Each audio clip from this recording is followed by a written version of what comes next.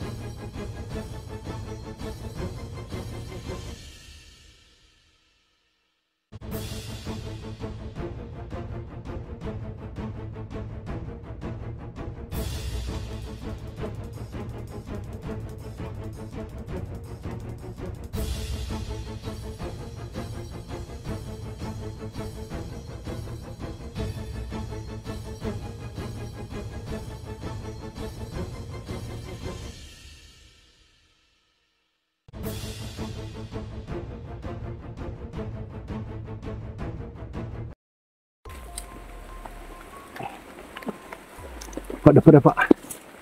Yun po mga idol lang. Ang dami pong kalaban dito. Nasa unahan lang namin. Ingat ka. Oo, bro. Patuloy pa rin yung ulan mga kansa. Oo. Sobrang medyo lumakas na po yung ulan. Ano? Ito yung mga kansa. Puti ka man. Parang magkakasabak tayo kahit umuulan, bro. Okay lang yan. Kung kaya natin, kakayanin. Pero kung hindi kaya, Pero pag ano, bro, atras. pag alanganin, bro, pag kasabi ka lang ng withdraw. Oo. Ako na bahala. Pag sabi mo ng withdraw, kahit maiwan ko yung cellphone ko, basta maano lang ako. Pero kailangan gawin natin silent kill. Yun yung focus natin. Pero pag naka-detect yung iba, dapat laban na lang. Ganon ha. At huwag kang magpapaputok. Oo, bro. Kasi hindi lahat na nagbabantay dito, parang sa palagay ko, orasyon tsaka kamaulong yung gamit ng iba. At may panangga din sila, kabal. At yung nagdadala ng baril, yun yung mga nagsusorbi. Sa palagay ko, yun yung nainkwentro natin nung nakaraan eh. Bro. Yung ano, nagtago na lang tayo. Oo, yung umatras tayo. So ano? Ano, bro? Sabi tayo. Magkahiwa-hiwalay sila eh. Hindi sila tampok-tampok.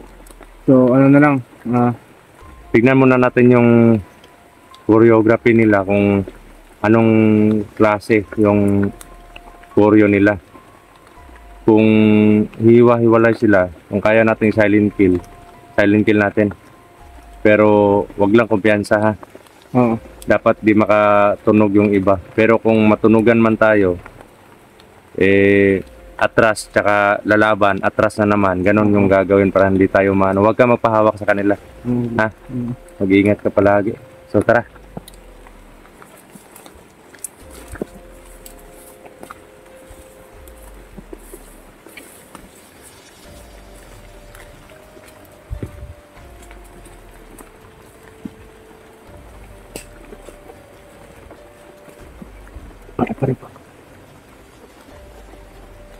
May isa dito. May isa dito. Magbabantay. Babantay sa amin. Magbabantay sa amin.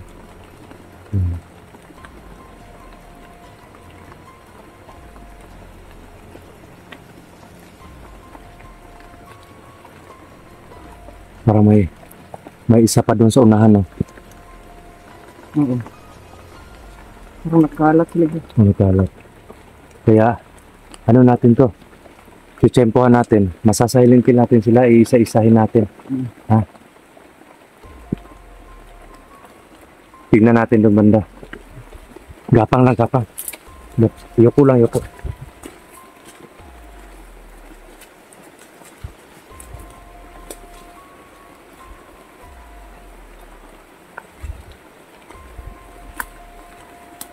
Yun o. Yun yung isa. May pakita dyan. Parang sila lang eh. Marami akong pasensya nararamdaman dito pero dalawa yung nakikita natin. Kaya mo yan? Oo bro. Silent kill mo?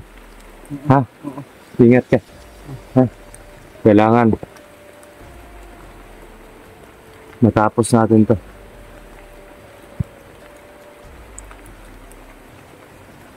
Papatayin ko muna yung isa. Sa'yo daw, Linggon. Tsaka ako pupunta sa'yo, ha? Oo. Sige. Dito tayo ba? Ito na. Hindi naman kami masyadong nagkakalayo eh.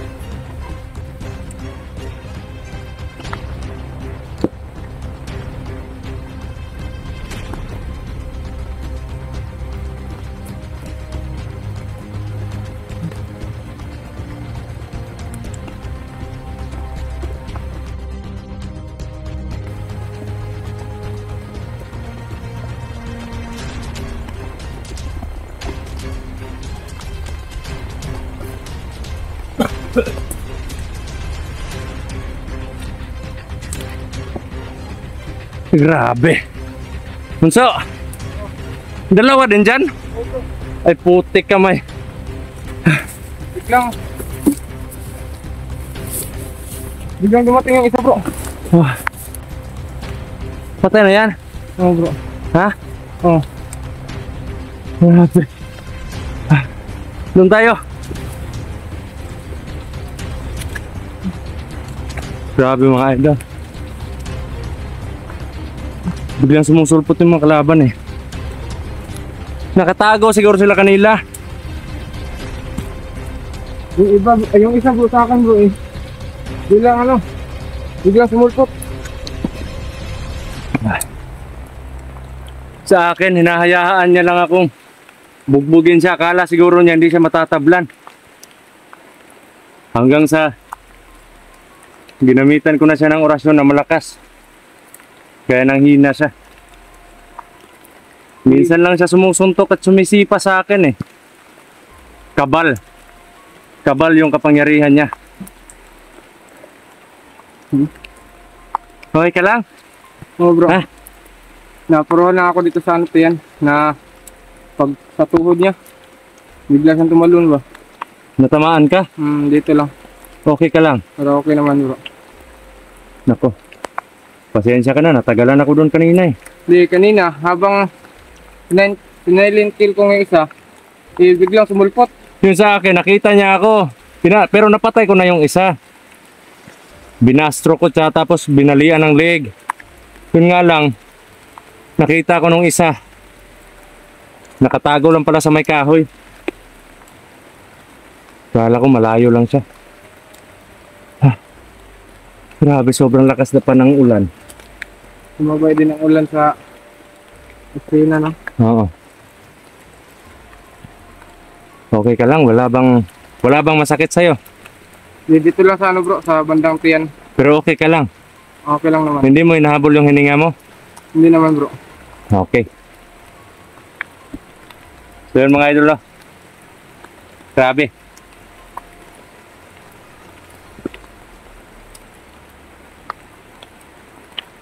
Pasilong muna tayo. Hanap tayo ng ano na hindi tayo mabasa masyado. Kasi, Sobrang init kanina. oo, sobrang init kanina. Paglalakad. Tara, dito tayo banda. Hanap tayo ng masilungan.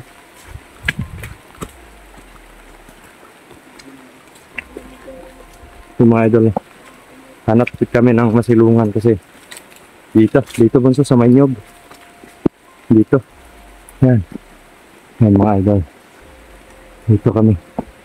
Silong.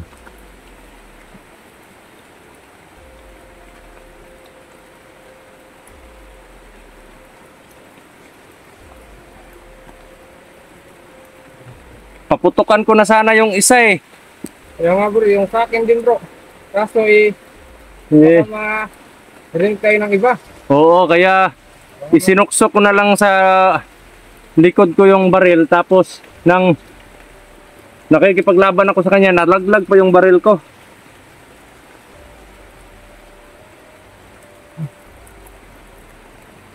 Mamaya na namin yung gagamitin itong mga baril namin kung in case of emergency na mapipilitan na talaga kaming gamitin, no, yung mga baril. Oo. Kasi may mga ano naman may mga critical naman na pagkakataon na kaya lang namin lusutan, kaya lang namin gawan ng paraan kahit walang baril. Oo. Oo. Kaya pagdasal niyo po kami mga idol na sana maging mission accomplished kami. Akin lang bro, sana di tayo mabutan bro. Pag Oo. once na makita ng kasama niya yung nangyari bro, Oo, delikado tayo pag nakita nila yon. alerto na yung iba. Kahit ngayon nga sobrang alerto na nila. Ano yan?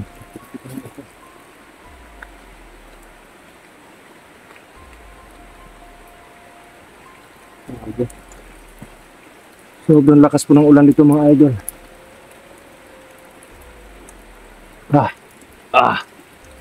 Gasang-gasa na po ako makunta.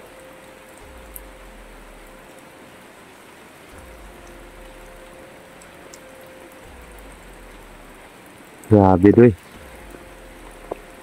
Grabe talaga, Doy.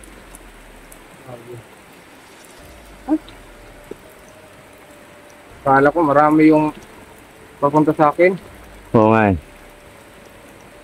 Pero buti na lang, wala nangyari sa atin, no? At least nakinaya natin kahit 4 sila. Pero kung sabay-sabay silang umatake sa atin, parang mahihirapan tayo. Oo. Mapipilitan akong gumamit ng baril. Yung problema nga lang, mabubulabog tayo pag pumutok yung mga baril natin. Wala ang mga silencer to eh. Kaya nga eh. Delikado. Aalingaw-ngaw yung putok at siguradong madidetect tayo ng mga may mahabang baril. Yun lang yung kinakatakot ko, baka maipit tayo at sila yung makaano sa atin.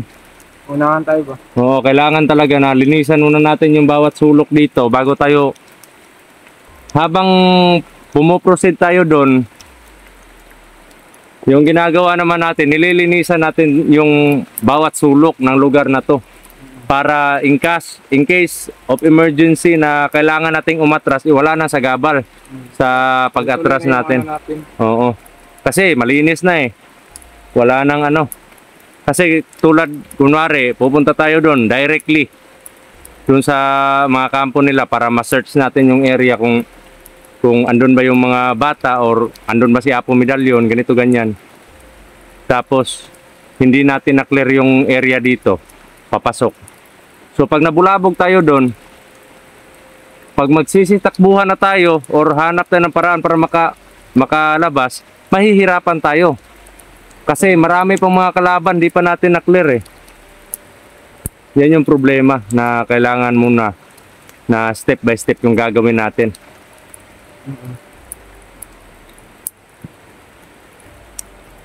Ngayon eh, hindi pa nila alam yung nangyari dito. Oh, hindi pa nila alam.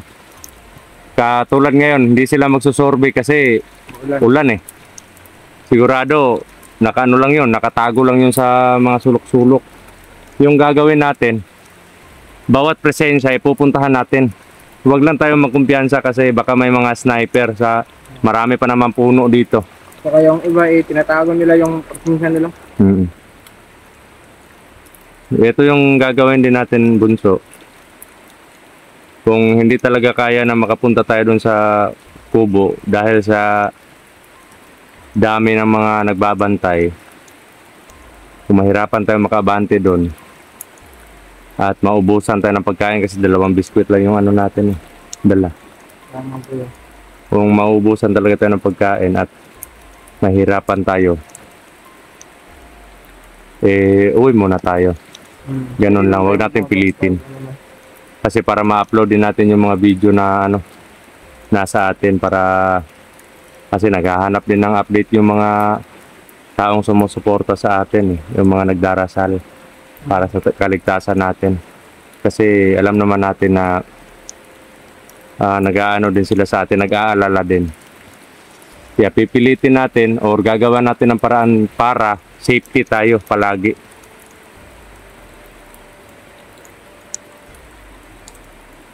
Ano bro? Grabe yung ulan, Bunso. Hanap muna tayo ng masilungan tsaka doon sa safety. Ha? Ha? Kasi medyo paggabi na din eh. Ay mga nang tayo doon. Okay ka lang? Medyo okay naman po. Parang ngayon lang tumalab yung ano bro. Masakit? Oo. Nako. So ano? Hanap tayo ng mapagtaguan natin. Tara, medyo magabi na tsaka malakas yung ulan. Tara.